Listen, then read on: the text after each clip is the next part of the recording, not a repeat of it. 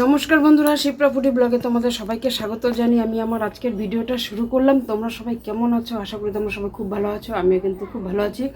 সকালবেলা কিন্তু আজকে রবিবার, বুঝতেই পারো, প্রচুর জামা কাপড় কাচাকুচি সব কমপ্লিট। আর স্নান টান করে চাটা খেয়ে নিয়েছি। এখন রান্নাঘরে চলে আসছি, রান্না করবো। ছেলে পড়তে যাবে, একবার গেল 9টার সময়, বললো যে স্যার বললো 11টার সময় পড়া আছে, তা 11টার সময় আবার যাবে। তা ফটাফট রান্নাটা করে নিই। তোমাদের দাদাভাই মাছ রেখেছে, সবজি টবজি সব রাখলো। যে দাম জিনিসের এখন মানে হাতই দেওয়া যায় না, তার মধ্যে তো খেতে হবে। তা যাই হোক, এখন রান্নাটা করবো। আগে মাছ রেখেছে, ইলিশ মাছ রেখেছে, মানে বাঙালি সব থেকে প্রিয় খাবার। আমি অনেক দিন ধরে খেতে চাচ্ছি, কিন্তু আমার শরীরটা খারাপের জন্য আমি খেতেই পারছি না মাছ। এই দেখো, দুটো ইলিশ মাছ রেখেছে। এখন এটাকে, মাছগুলোকে কাটবো। আর এখানে যে সবজি বাজার, এটাই করলো। কারণ মাছ হলে তো আর কিছুই লাগে না।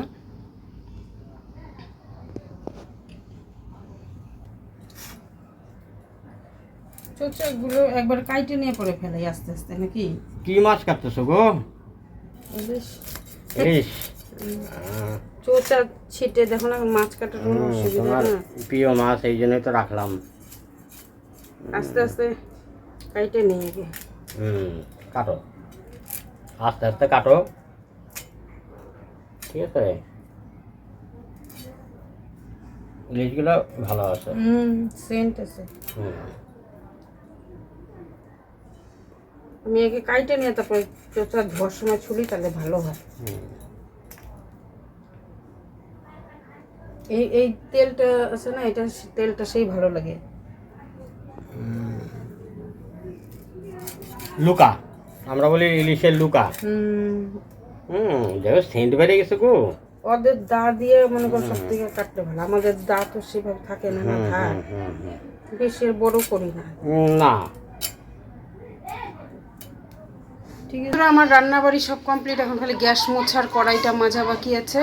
সব কিছু করে নিলাম। আর ঘর দোয়ার, বিছানাপাটি যা যা কেচেছিলাম, মানে ওই বিছানা এই বিছানা সব চাদর বালিশ কভার সব কেচেছি। এগুলো সব পাল্টে ঠাল্টে একদম রান্নাঘরে আসছি। আস্তে আস্তে দেরি হলো, সকালে আমরা কিচ্ছু খাইনি।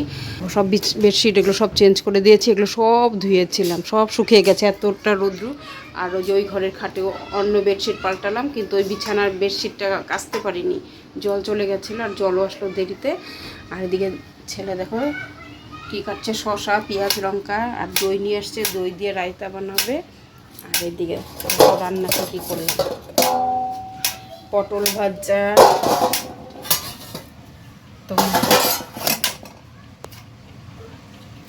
মাছের তেল, আলু আর বেগুন দিয়ে ভেজেছি। আর এদিকে দেখো যে মাছের ঝোল। আর ভাত তো হয়ে গেছে, একটু পরে এগুলো সব কাজ সেরে আর যেখানে কয়েক পিস মাছ রেখে দিলাম কালকের জন্য, কারণ রাত্রে আমাদের আবার নিমন্ত্রণ আছে, এর জন্য অল্প মাছ রেখে দিলাম। প্রায় মেয়েরা সংসারের জন্য কত কিছু করি, তাই না? কিন্তু আমাদের কোনো মানে সম্মানই নেই। একটা মেয়ের ওপর নির্যাতন হওয়া মানে 10টা নারীর ওপরে নির্যাতন হওয়া। আমাদের জীবনের কোনো দাম নেই, কোনো একটা মানে সম্মান নেই কারো। কিভাবে দেখো, এত যে আমাদের ভারতবর্ষ স্বাধীন হয়েছে, তাও কিন্তু আমরা মেয়েরা কোনো দিনও স্বাধীন হতে পারলাম না। আমাদের কোনো স্বাধীনতা নেই। তো যাই হোক, তোমরা তো সবাই দেখেছো যে কলকাতার যে অমিতার যে মৃত্যুটা হলো, কিভাবে, যা আমরা মোবাইলে মানে ভিডিওতে, মানে আরজিকার মেডিকেল হসপিটালটা কিভাবে কি হলো, এগুলো পড়লে মানে গা শিউরে ওঠে। দেখলে একটা মেয়ে কিছু হওয়া মানে আমাদের সমস্ত নারীর মানে কি করবো, এগুলো দেখি না, মোবাইলে দেখি, তখন না মানে মাথায় কাজ করে না যে কি পরিস্থিতি, কি ভয়ানক পরিস্থিতি। আজকে কাউকে বিশ্বাস করা যায় না কোনো কিছুতে। খালি দেখি মোবাইলে, না ভাবি তোমাদের সাথে কিছু শেয়ার করব, কিন্তু শেয়ার করতে পারি না, ভয় করে, গাটা শিউরে ওঠে আমার ওই সমস্ত দৃশ্যগুলো দেখলে। তো যাই হোক, সব মেয়েদের সবাই একত্রিত না হলেও, হয়েও কোনো লাভ নেই বন্ধুরা। আমরা যে সব মেয়েরা যে একত্রিত হব কোনো একটা কিছুতে, কি করব, আমাদেরকে বাইরেও যেতে হবে, কাজকর্ম সব কিছুই করতে লাগবে। আর যাই হোক, দেখি। আমরা আজকে তো ভাবলাম যে পাড়ার সবাই মিলে একটা ওর উদ্দেশ্যে মোমবাতি জ্বালিয়ে একটা মিছিল বের করব বলছে, সবাই মিলে একটা আয়োজন করা হয়েছে। জানি না কখন কি করতে পারবো, করলেও তো সন্ধ্যাবেলা। তো যাই হোক, এখন খাওয়া দাওয়া এগুলো সব কাজকর্ম সেরে নিই। গ্যাস ট্যাস মাজা হয়নি, কড়াই মাজবো, গ্যাস মাজবো। তো দেখো বন্ধুরা, আমাদের এখন সব কাজকর্ম সেরে খাওয়া দাওয়া শুরু হয়ে গেল। আবার রায়তাটা টেস্ট করে তো ভালো লাগছে। দারুণ। ইলিশ মাছের ঝোলটা কিন্তু দারুণ হয়েছে। কালারটা আমি তো কাঁচা লঙ্কা দিয়েই করেছি বেশিরভাগ, আর একটু শুকনো লঙ্কার জাস্ট অল্প গুঁড়া দিয়েছি, জিরা ভেজে দিয়েছি। রান্নাটা পুরোপুরি তোমাদের সাথে দেখাইনি, কারণ ওই সময়টা আমি এতটা ব্যস্ত হয়ে গেছিলাম যে কাজকর্ম সারার পর। এখন আমি আবার খাবো, তোমাদের দাদাভাইকে দিই। মাথাটা দিলাম তোমাকে ইলিশ মাছে, ছেলেও খাবে। এখন ছেলে তো ভিডিও করে দিচ্ছে, তারপরেও খাবে। তো যাই হোক, এখন খাওয়া দাওয়াগুলো আগে সেরে নিই, সেরে এখন একটু ঘুম দেবো। মানে সারাদিন অক্লান্ত পরিশ্রম হয় না ঠিক মতো, তোমরা জানো আমি মাঝে মাঝেই তোমাদের দেখাই, কিন্তু সবসময় দিলে অনেকেই বলো খালি রান্না খাওয়া কাজকর্ম এগুলাই দেখায়। আর আমার দেখো, আমরা হাউস ওয়াইফ বলতে কি আমরা সারাদিন বাড়িতে আমরা যেগুলো কাজ করি সেগুলোই তো তোমাদেরকে তুলে ধরবো। তাহলে আমি খাওয়া দাওয়াটা সেরে নিই, তোমরা সবাই খাওয়া দাওয়া করো। দুপুর 2:30টা বেজে গেছে। বন্ধুরা এখন সন্ধ্যাবেলা আমরা রেডি হয়ে গেছি সবাই, সব পাড়ার সব মহিলারা প্রায় যারা যারা যাবে। তা মৌমিতা ধর্ষণকাণ্ড নিয়ে আমরা সবাই মিলে মোমবাতি জ্বালিয়ে তার আত্মার শান্তি কামনা করব। তোমরা সবাই প্রে করো। তা যাই হোক, চলো সবাই রেডি, প্রায় সব ফোন শুরু হয়ে গেছে। তো দেখো বন্ধুরা, আমি ওখানে গিয়ে দেখি সবাই এসে পড়েছে আর সবাই একে একে মোমবাতিগুলো জ্বালিয়ে নেবে। দেখো সবাই মিলে একে একে আমরা মোমবাতি জ্বালানো স্টার্ট করে দিলাম। ওখানে অনেকে ছিল, মোমবাতি সবার হাতে সলাই ছিল না। একে একে সবাই মিলে আমরা 1 থেকে 100 হচ্ছি, 1 থেকে আমরা জোট বেঁধে সবাই মিলে এই লড়াইটা আমরা লড়তে চাই। একটা মেয়ে হয়েছে, কিন্তু আর এরকম হতে দেওয়া যাবে না। তাই আমরা সবাই ঠাঁই নিয়েছি, এই পাপের শাস্তি তাদের ভোগ করতেই হবে।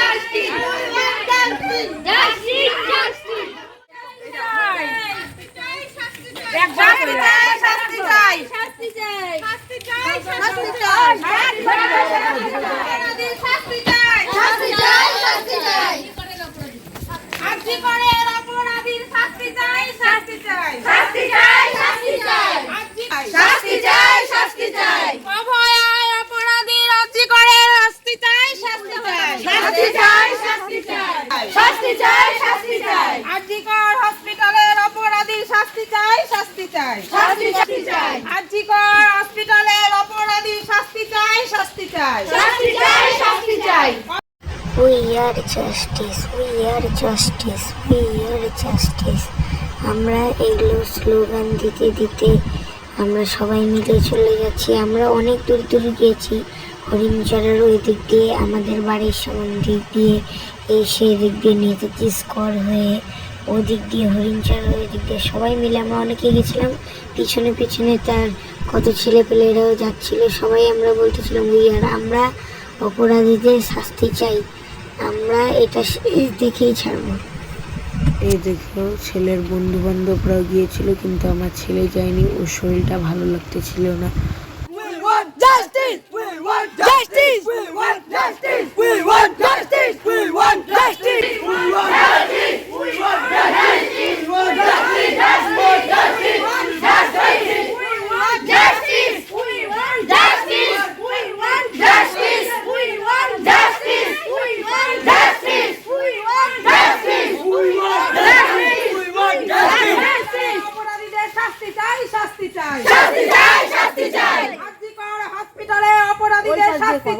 দেখো বন্ধুরা, আমাদের মিছিল কিন্তু শেষ হলো।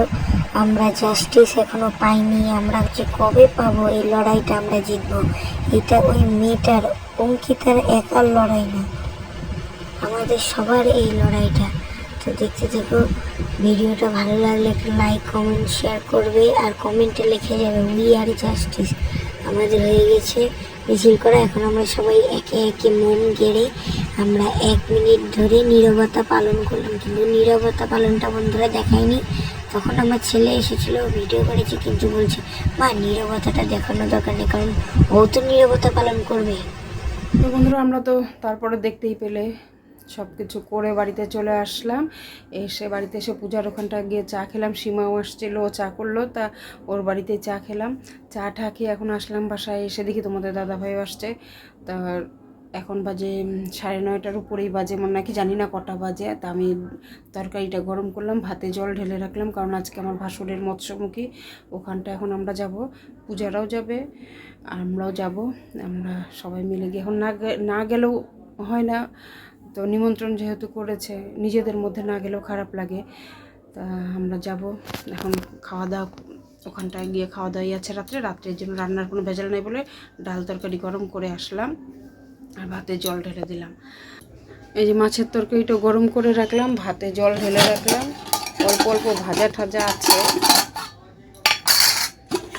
এই যে অল্প ভাজা আছে, থাকলে থাকবে, না নষ্ট হলে হবে। তোমাদের দাদা ভাই এখন চলে আসলো, বিকেলবেলা গেল জল আনতে, তাইলো তেলের প্যাকেট আর ম্যাগি এগুলো ছেলের খাওয়ার জন্য নিয়ে আসলে এখন রেডি হয়ে আমরা যাব। আর বেশি বড় করলাম না ভিডিওটা, তোমরা সবাই ভালো থেকো। আর মেয়েদের তো সারা জীবন কোনো সম্মান নেই, দেখতেই পারো সব কিছুর মধ্যে আজকালকার সোশ্যাল মিডিয়া, টিভি বলো, যে কোনো চ্যানেলই খোলো খালি এই সমস্ত দুর্ঘটনা। সবাই ভালো থাকবে, সাবধানে থাকবে। আর কি বলি বন্ধুরা, এত দুঃখের সহিত মানে মন কাঁদে, তাও তোমাদের সামনে আমি হাসি মুখে ভিডিওগুলো করেছি। আজকের মতন টাটা, বাই বাই, সবাই ভালো থেকো, সুস্থ থেকো।